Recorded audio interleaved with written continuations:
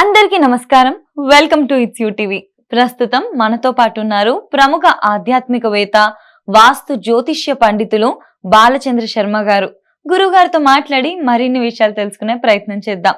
అంతకంటే ముందు ఇటువంటి ఆధ్యాత్మిక పరమైన వీడియోస్ కోసం ఇప్పుడే మన ఛానల్ ని సబ్స్క్రైబ్ చేసుకోండి. నమస్కారం గురుగారు. నమస్కారం. గురుగారు, ఒక ఇంట్లో మనం చూసుకున్నట్లయితే ఎన్నో సమస్యలు, రకరకాల సమస్యలు ఉంటాయి. ఒక్కొక్కరికి ఒక్కొక్క రకమైన సమస్య. ఇంట్లో భార్యకు ఒక రకమైనవి, పిల్లలకి చదువు విషయంలో కానివ్వండి, ఉద్యోగం చేసే వాళ్ళకి, ఇలా రకరకాల సమస్యలు మనం ఒక్కింట్లోనే చూసుకోవచ్చు. అండ్ ఇంకొకటి ఏంటంటే, అందరు కూడా ఒక రాశి వాళ్ళు ఉంటారు. ఒక్కింట్లోనే నలుగురు 4 రాశులకు సంబంధించిన వాళ్ళు ఉంటారు కదా.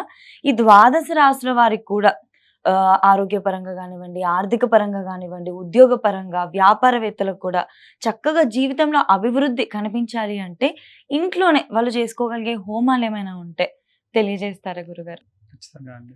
గురుగారు, ఇప్పుడు వృషభ రాశి వారికి ఏ విధంగా ఉంటుంది? వాళ్ళు ఎటువంటి హోమాలు చేసుకోవాలి ఇంట్లో? శ్రీమాతే నమః, శ్రీ గురుభ్యో నమః.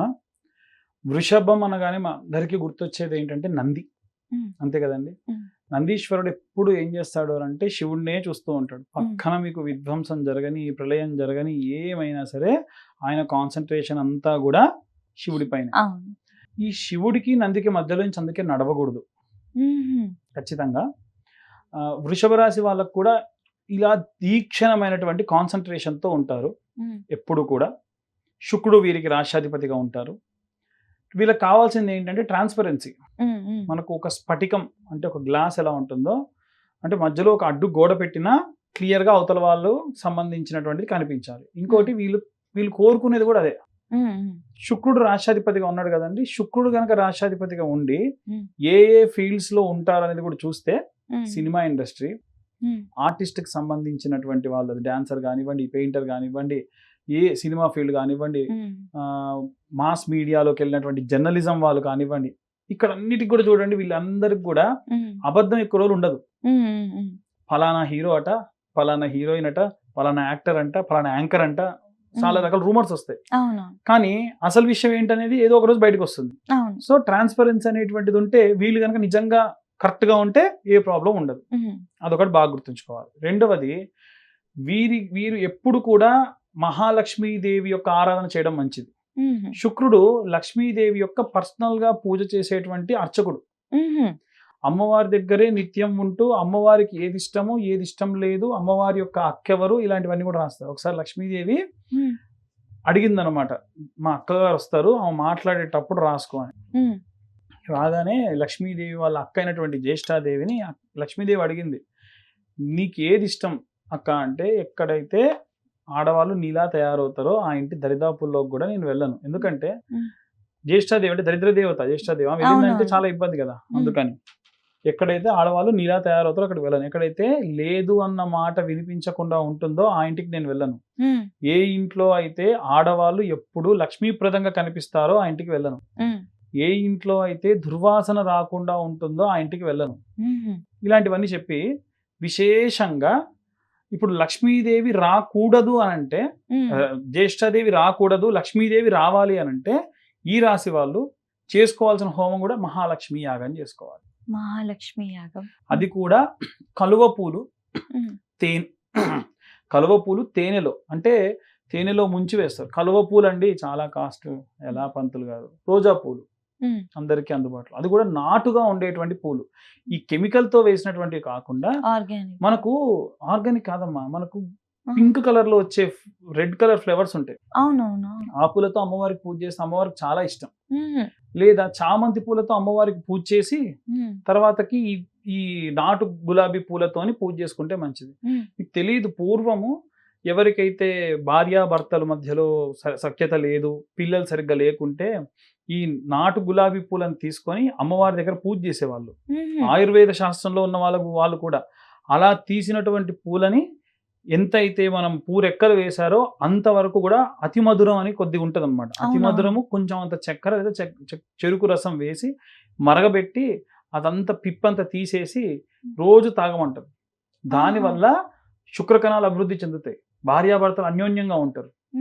సో ఇలా అన్నమాట. సో మహాలక్ష్మీదేవికి సంబంధించిన యాగం ఈ పూలతో కూడా చేయొచ్చు. తేనెలో ముంచి వేయాలి. అందులో కనకదార స్తోత్రంతో కూడా హోమం చేస్తారు. అలా చేస్తే కూడా మంచిది. వీటితో పాటుగా మనకు జ్యేష్ఠాదేవి ఎవరి భార్య? తెలీదండి. శనీశ్వరుడి యొక్క భార్య. ఓకే. ఓకే. ఆహా! ఇప్పుడు ఆ అమ్మవారి వివాహం జరగాలి. ఆ! మరి లక్ష్మీదేవిని పెళ్లి చేసుకోవడానికి విష్ణుమూర్తి సిద్ధంగా ఉన్నారు. హ్మ్. హ్మ్. మరి వాళ్ళ అక్క జ్యేష్ఠాదేవికి పెళ్లి చేసుకోకుండా ఆయన ఎట్లా పెళ్లి చేస్తారు చెల్లెకి? ఓకే. ఆ! మరి ఏం చేయాలండి అని అంటే, అమ్మో బాబోయ్! ఆమెనెవరు చేసుకుంటారండి? ఎప్పుడు జుట్టు విరబూసుకొని నల్లటి బట్టలు, అది కూడా ఏకవస్త్రం. ఏకవస్త్రం అంటే నైటీ లాంటిదనమాట. హ్మ్. హ్మ్. ఏకవస్త్రం ధరించి చీపురు తొడక కొట్టుకుంటూ చీపురు భుజాన పెట్టుకొని చాటను తొడక కొట్టుకుంటూ ఇనప గజ్జలు కట్టుకొని నల్లటి కుంకుమ రాసుకొని కూర్చుంటది. చీకట్లో కూర్చుంటది. ఎవరు చేసుకుంటారంటే అప్పుడు శనీశ్వరుడు వచ్చాడు. హ్మ్. నేను వివాహం చేసుకుంటా. ఎందుకంటే శనికి నలుపుకి అధిపతిని నేను. ఇనుముకి అధిపతిని నేను. అమ్మ, నాన్న నేను నీడకు పుట్టాను. తన యొక్క భార్య యొక్క నీడకు పుట్టానని మా అమ్మ ఛాయాదేవి, సూర్యుడు ఇద్దరు కూడా హ్మ్. వద్దనంటే 300 కాంతి సంవత్సరాల దూరంలో పడేస్తే గుడ్డివాడిగా అనాథగా బతికాను. కాబట్టి ఎవరైనా సరే నేనే సమర్థుడిని ఆమెను చేసుకోవడానికి చేసుకుంటాడు. కానీ ఎప్పుడు కూడా శివనామస్మరణే. శనేశ్వరుడు, శనేశ్వరుడు అని కూడా అంటారు. అవును. ఆయన 11 రుద్రాక్షల నుంచి ఉద్భవించినటువంటి వాడిగా అభివర్ణిస్తూ ఉంటారు. కాబట్టి ఓకే, బాగానే ఉంది. అమ్మవారు వచ్చి చెప్పించిందట. హ్మ్. ఎప్పుడు నీకు దేవుడి స్మరణే, ఇంకేం లేదని చెప్పి, ఎవరైతే ఏ స్త్రీ అయితే నేను తాకుతుందో ఆమె శని ప్రభావం ఎక్కువగాక, రెట్టింపవుగాక అని. హ్మ్. అందుకే శని విగ్రహాన్ని ముట్టుకోకూడదు. శని సింగ్నాపూర్ విగ్రహం లోపల దగ్గరికి వెళ్ళి మనం ముట్టుకోకూడదు. అయ్యప్ప స్వామి పడిమెట్లు ఒక మెట్టు శనికి సంబంధించింది. మెన్సెస్ ఉన్నటువంటి అమ్మాయిలు ఎవరు కూడా ఆ మాల వేసుకొని వెళ్ళి ఆ మెట్లు తొక్కకూడదనే రూల్ కూడా వచ్చింది. సో ఇక్కడ మీరు హోమం చేసుకున్నప్పుడు ప్రత్యేకంగా శని తిలా హోమం చేసుకుంటే మంచిది. అంటే గురుగారు తిలా? తిలా హోమం అంటే నువ్వులని తిలలు అంటారు. అది కూడా నల్ల నువ్వులు. హ్మ్. వాటితోని హోమం చేసుకోవాలి. వేసేటప్పుడు స్వాహ అని వేసిన ప్రతిసారి మనకు శని 19,000 సంఖ్య. హ్మ్. ఈ 19,000 సంఖ్యకి కూడా 190 సార్లు అధమంలో అధమం, తక్కువలో తక్కువ 190 సార్లు నువ్వులు గనక వేస్తే మంత్రం చెప్తున్నప్పుడు, శని మంత్రం చెప్తున్నప్పుడు వేస్తే 19,000 సంఖ్య పూర్తవుతుంది. హ్మ్. కానీ మనం తెలుసో తెలవకో మళ్ళా ఏదైనా శని భూయిష్టమైన పనులు చేస్తాం. ధర్మం పాటించకపోవడం, ఎందుకంటే ఆయన కర్మఫలదాత శని. అవును. ధర్మం పాటించకపోవడం, దానం చేయకపోవడం, అన్నాన్ని వదిలేయడం, వృధా చేయడం, పంచభూతాల్లో దేన్నైనా వృధా చేయడం, గుడ్డివారు లేదా అనాథ పిల్లలు ఎవరికైనా మీరు సహాయం చేసే స్టేజ్లో చేయకుండా ఉన్న శని ప్రభావం ఎక్కువైతుంది. ఇప్పుడు ఇవన్నీ కూడా మనం చెప్పినవన్నీ కూడా రివర్స్లో చేస్తే, హ్మ్. అనాథలకు కానీ గుడ్డివారికి కానీ మీరు అన్నదానం చేస్తే శని దోషం పోతుంది. హ్మ్. చలికి వణుకుతున్న వాళ్ళకి దుప్పట్లు దానం చేస్తే శని దోషం పోతుంది. ఎండకు కాళ్ళకు చెప్పులు లేకుండా తిరిగిన వాళ్ళకి చెప్పులు దానం చేస్తే మంచిది. ఆషాఢ మాసం వస్తుంది. ఇప్పుడు ఆషాఢ మాసంలో విశేషంగా ఎవరైనా సరే గురువులకి ఈ యొక్క గురు పౌర్ణమి రోజున చెప్పులు కానీ, గొడుగు కానీ, కర్పూరం కానీ, కుండలో నీళ్లు కానీ ఇస్తే కూడా చాలా మంచిది. గొడుగు ఇస్తే మంచిది. హ్మ్. సో ఇవన్నీ దానాలు చేస్తే మనకు కర్మఫలాన్ని పెంచుతాడు. హ్మ్. అలాగే హోమం కూడా తిలాహోమం చేసుకోవాలి. తైలాభిషేకం చేసి తిలాహోమం చేసుకోవాలి. శనివారం నాడు లక్ష్మీ హోమం చేసుకుంటే మంచిది. ఎందుకంటే శుక్రవారం చాలా మంది చేస్తూ ఉంటారు. హ్మ్. కానీ శనివారము మనకి వెంకటేశ్వర స్వామికి ప్లస్ శని సంబంధితమైన దోషములు పోవడానికి లక్ష్మీదేవికి కూడా చాలా ఇష్టం కాబట్టి చేసుకుంటే మంచిది.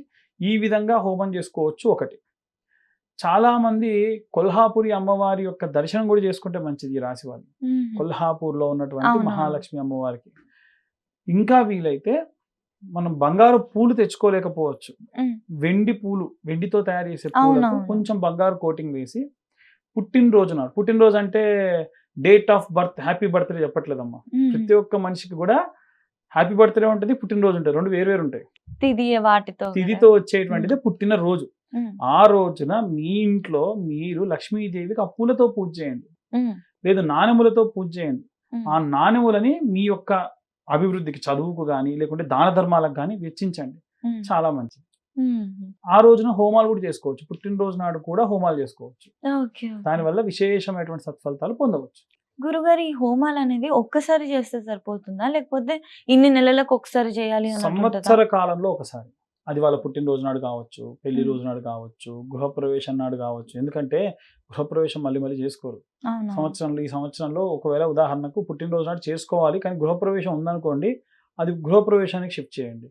లేదు పిల్లవాడికి ఆరోగ్యం బాగాలేదు, లేదు మామగారికి ఆరోగ్యం బాగాలేదు, ఇంట్లో మృత్యుంజయ హోమాలు లాంటివి చేస్తుంటే దాంట్లో అయ్యగారిని అడిగితే ఇది కూడా చేస్తారు, చేసేసుకోవచ్చు. అలా ప్రత్యేకంగా మనకి ఎవరికైనా ఈ పితృదోషాలు లాంటివి ఉన్నా, కాలసర్పాల దోషాలు లాంటివి ఉన్నా, కొంచెం ఇప్పుడు ఒక్క మేషరాశి వాళ్ళకే ఉంటామని చెప్పలేం కదా.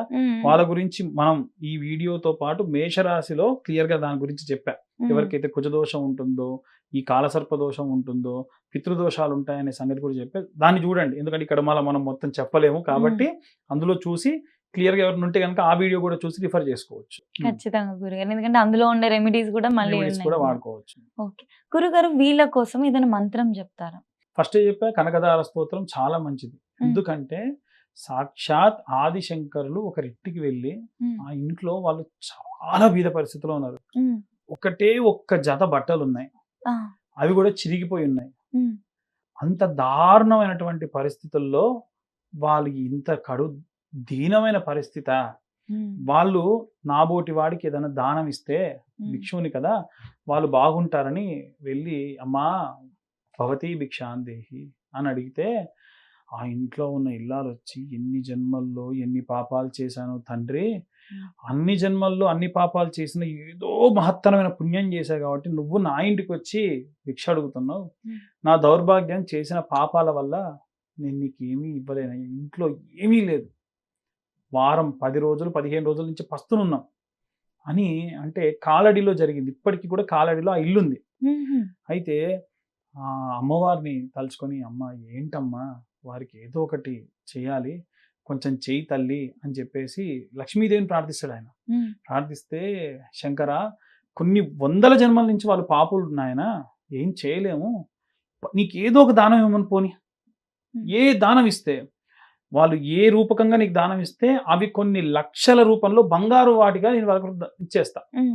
అమ్మ ఏదో ఒకటి తల్లి, నీ ఇంట్లో తినందో ఏదో ఒకటి నాకు దానం చేయంటే ఎండిపోయిన ఉసిరికాయ దానం చేస్తారు. ఆయన చేతిలో పడ్డ వెంటనే బంగారు ఉసిరికాయల ఇంట్లో దడ పడిపోయిన ఇప్పటికీ ఆ మచ్చలు ఉంటాయి ఇంట్లో కాలడి. సో అంత విశేషమైనటువంటిది కనకదార స్తోత్రం. ఇది వీలే చదవాలేం కాదు, ఏ రాశి వాళ్ళైనా నిత్యం కనకదార స్తోత్రాన్ని విన్న మాత్రం చేత అమృతం మన యొక్క శరీరంలో ప్రవహిస్తున్నటువంటిది వింటుంటే కూడా. కాబట్టి ఆ విధంగా చేయండి, విశేషమైనటువంటి సత్ఫలితాలు కూడా పొందవచ్చు. ఖచ్చితంగా గురుగారు, చక్కటి విషయాలు తెలియజేశారు గురుగారు. ధన్యవాదాలు. ధన్యవాదాలు.